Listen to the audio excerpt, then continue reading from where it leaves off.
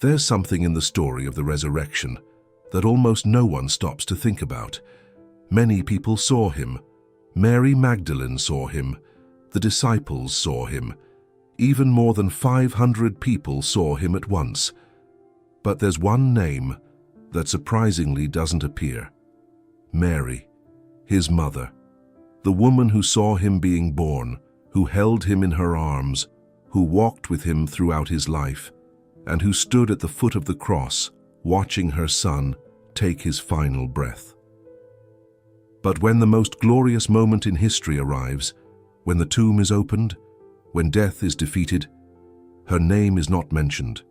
She's not recorded as a witness of his resurrection. Why? Where was she? Was she not there at the most important moment? Did Jesus not appear to her?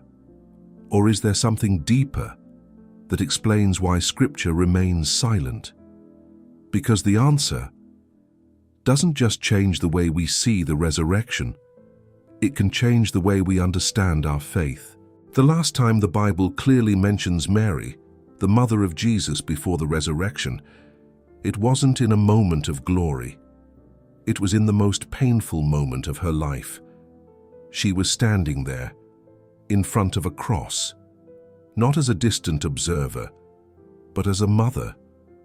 The son she once held in her arms as a baby was now hanging before her eyes, wounded, beaten, and close to death. Every breath Jesus took was a struggle. Every word he spoke was an act of love in the middle of suffering. And Mary was there and unable to do anything, unable to stop the pain, unable to change what was happening. Years earlier in the temple, a man named Simeon had told her something she likely never forgot, that a sword would pierce her soul. And in that moment, that prophecy was being fulfilled. Because there is no deeper pain than watching your child suffer and not being able to save him. But in the middle of that moment, something happened that revealed the unique relationship between them. Jesus, in the midst of his agony, looked at her, and even while carrying the weight of the world, he found the strength to speak. "Woman, behold your son," he said, pointing to John, one of his disciples. And then, turning to him, he added, "Behold your mother." John 19:26-27. This wasn't just an act of care. It was an act of deep love. Jesus wasn't only fulfilling a mission, he was thinking about her loneliness, about her pain, about what would come next. From that moment on, Mary didn't just lose her son. She stepped into a completely new reality, one where everything she knew seemed to fall apart. Because for her, this wasn't just a story of redemption. This was the death of Jesus, her son, the one she saw grow up, the one she heard speak, the one she followed for years. And now she was watching him die. And in that moment, everything seemed to collapse right in front of her eyes. After that moment at the cross, everything seemed to fall into silence. Jesus' body was taken down, wrapped and placed in a new tomb. A massive stone sealed the entrance, and Roman guards stood watch to make sure nothing happened. Matthew 27:59-66. For many, that was the end of the story. But on the third day, something changed. Very early in the morning, while it was still dark, a group of women went to the tomb, carrying spices to honor Jesus' body. Luke 24:1. Among them was Mary Magdalene. But when they arrived, the stone had already been rolled away. The tomb was open, and the body was gone. Confusion took over immediately.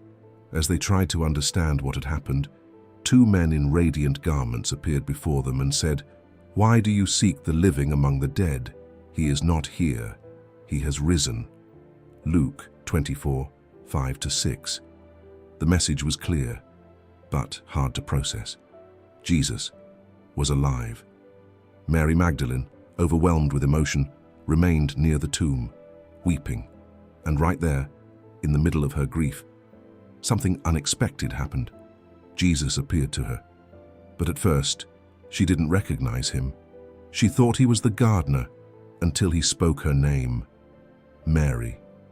John 20:14-16. And in that moment, everything changed. Her teacher was alive. From that point on, the appearances began to multiply. Jesus also appeared to other women, and when they saw him, they came close, held his feet, and worshipped him. Matthew 28:9. Later that same day, 2 disciples were walking toward a place called Emmaus, talking about everything that had happened. Jesus came near and walked alongside them, but their eyes were kept from recognizing him. Luke 24:13-16. Only when he broke the bread did they finally realize who he was. Luke 24:30-31. That same night, the disciples were gathered behind closed doors, afraid. And suddenly, Jesus stood among them and said, "Peace be with you." John 20:19. This wasn't a vision. This wasn't a memory. It was him. Days later, he appeared again, this time to Thomas, who had doubted. And when he saw him, he could only say, "My Lord and my God." John 20:27-28. But the appearances didn't stop there. The Apostle Paul later wrote that Jesus appeared to more than 500 people at once. 1 Corinthians 15:6. This wasn't a single event. It was many encounters, at different moments, with different people. The risen Jesus revealed himself again and again, proving that death had been defeated. Many saw him, many heard his voice, many became witnesses that he was alive.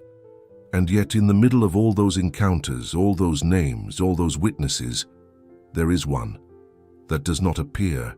Many saw him. Their names were recorded, their encounters were told again and again. But in the middle of all those accounts, there is a silence that's impossible to ignore. One name that doesn't appear. Mary, the mother of Jesus. The woman who stood there in the most painful moment of his life is not mentioned as a witness of his resurrection.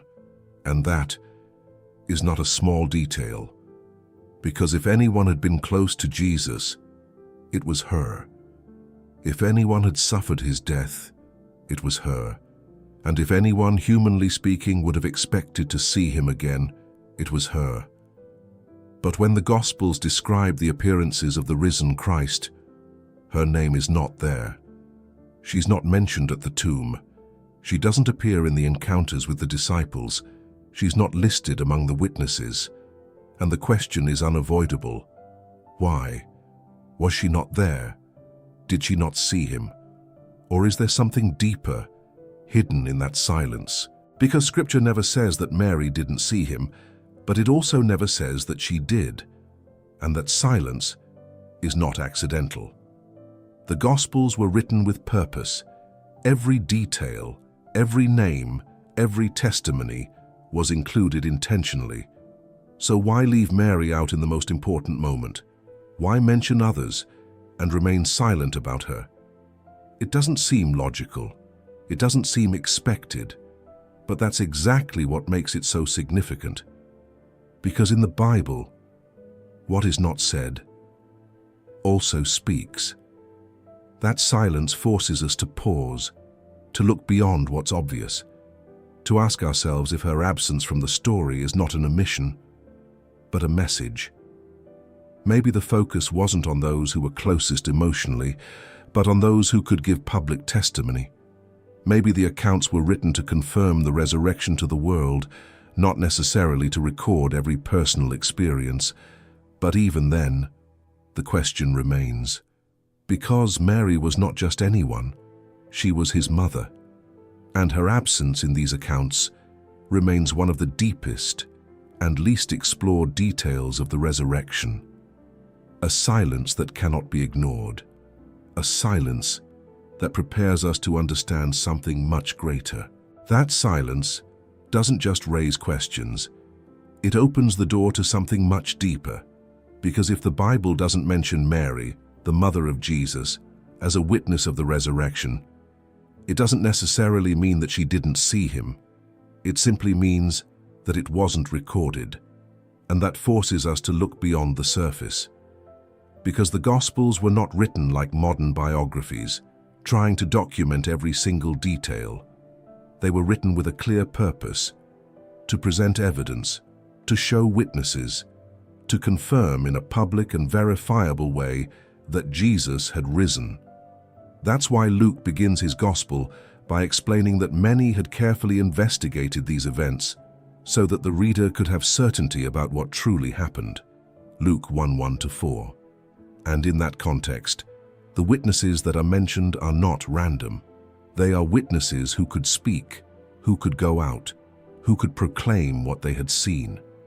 Like the disciples to whom Jesus himself said, "You are witnesses of these things," Luke 24:48.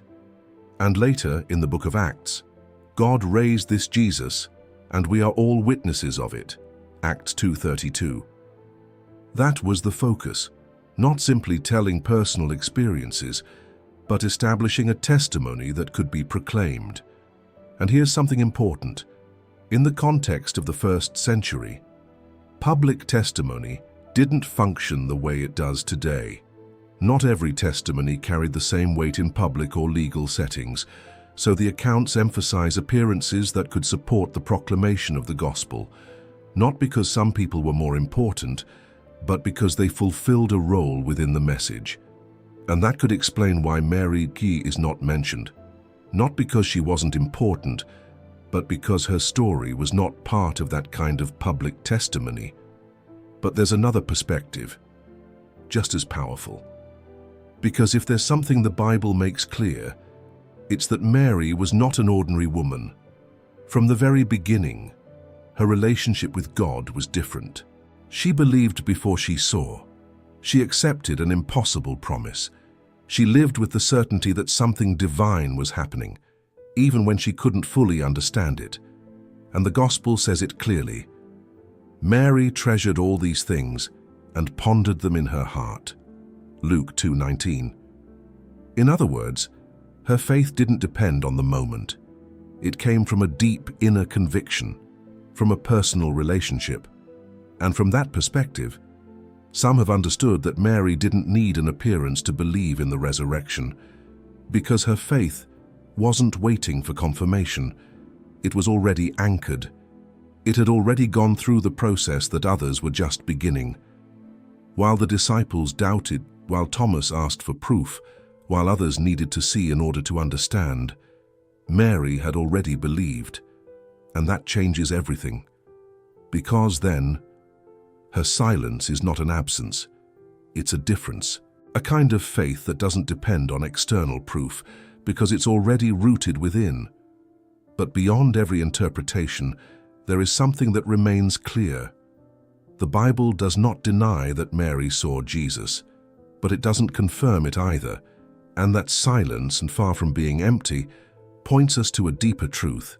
Not everything that happened was written down. Not everything that was lived was recorded, because the Gospel of John ends with a powerful statement. There are also many other things that Jesus did, which, if they were written one by one, I suppose that even the world itself could not contain the books that would be written. John 21:25.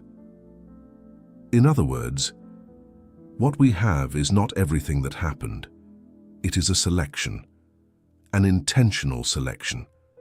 And within everything that was not written, there is space for encounters that were never recorded, stories that were never told, moments that remained in silence but may have been real, and maybe, within that, much more.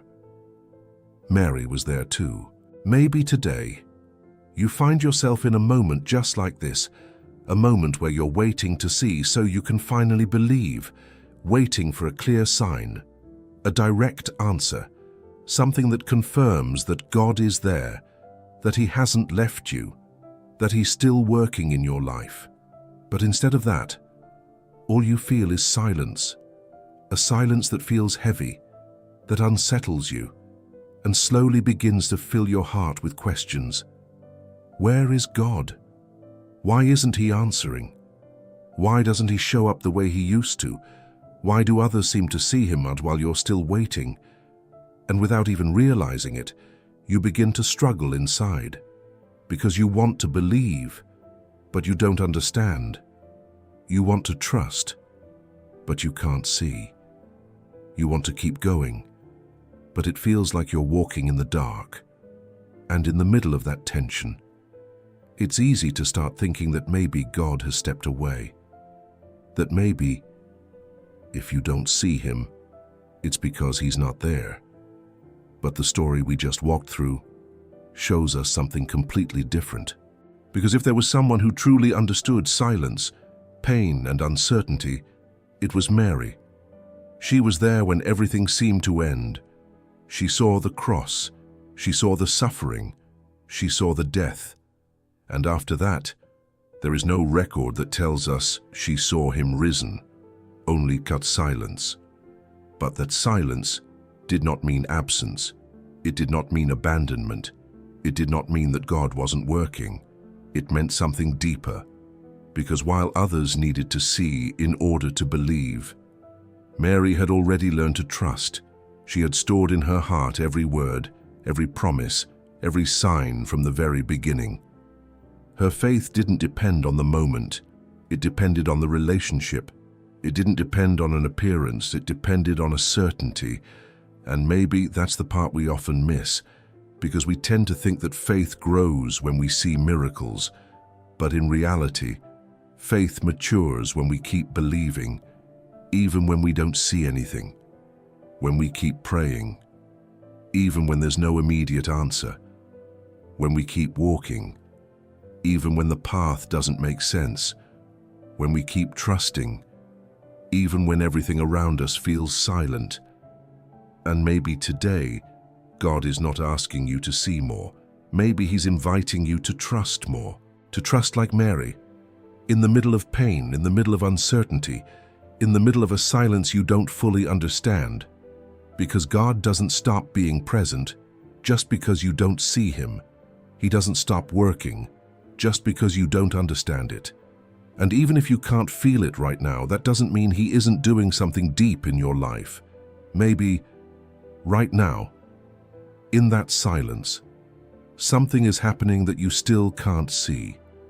Something that later on will make sense. Something that, just like the resurrection, will change everything at the right time. But until that moment comes, your faith is being formed. It's being strengthened. It's going deeper, not based on what is visible, but on what is eternal. And that is the kind of faith that lasts, the kind that doesn't depend on constant signs, but on a firm conviction, a faith that doesn't break in silence, but grows in it. And maybe today, and more than looking for proof, and what you really need is to surrender your heart, to trust, to remain, to believe, even when you don't see. And maybe today, after hearing this story, something shifted inside of you. Maybe you don't have all the answers. Maybe you're still in that place of silence, trying to understand what God is doing. But if there's one thing this story makes clear, it's that faith is not always built by seeing, it's built by trusting. Trusting even when things don't make sense. Trusting even when the answers don't come right away. Trusting even when you can't see. And if today you want to take that step, make it visible, not for others, but as a real decision in your heart. You can do it with a simple phrase, but a powerful one. Jesus, teach me to trust you always. Write it in the comments, because sometimes a decision expressed in faith is the beginning of something much greater. And if this message spoke to your life, subscribe to the channel. Because here we don't just tell stories, we seek to understand what God is saying to us, even in the silence. Share this video with someone who may be going through a difficult moment, someone who needs to remember that God has not stopped being present. And if you want to go deeper into these kinds of biblical revelations, I invite you to watch the next videos that are now appearing on your screen. Because just like today we explored the silence of Mary, there are other moments in the Bible that can completely change the way you see your faith. Thank you for being here with us. And remember, God doesn't stop being present just because you don't see Him. Because sometimes, God's silence is not the end. It's the process. Until next time, may the peace and light of God be with you always.